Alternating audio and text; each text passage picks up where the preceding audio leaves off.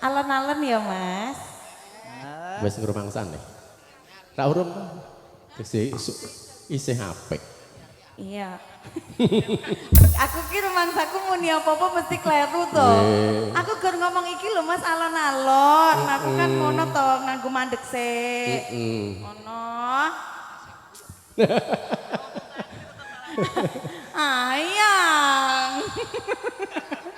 Krungu ora? Ora. Bacot kese. Ya, alon-alon meneh ya Mas. Ya. Mas Goteng, tolong ya.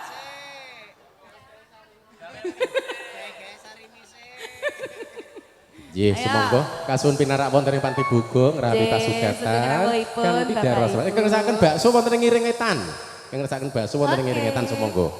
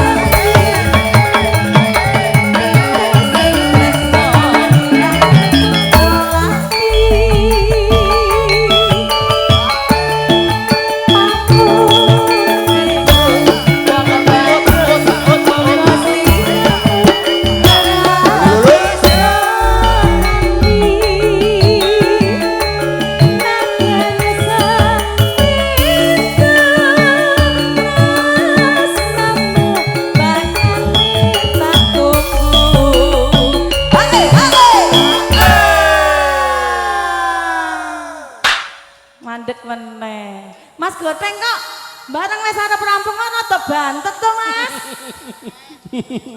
Wis. Iya iya. Kan aku dadine rada ngep iki. Yo wis napas. Dadi konangan to Pak Teguh. Heeh, padha iki anggere wis yo banten awake wis. Iki arep alon apa banter? Manut. Banter. Heeh. Ya sik, tak ambekan sik Mas. Ya, heeh. Ambekane laring. Jatene gawe sari sik ya oleh. Gak aku. Siap ya, teman-teman ya. Oke. Ya, gaske. Tresno iki ora manja.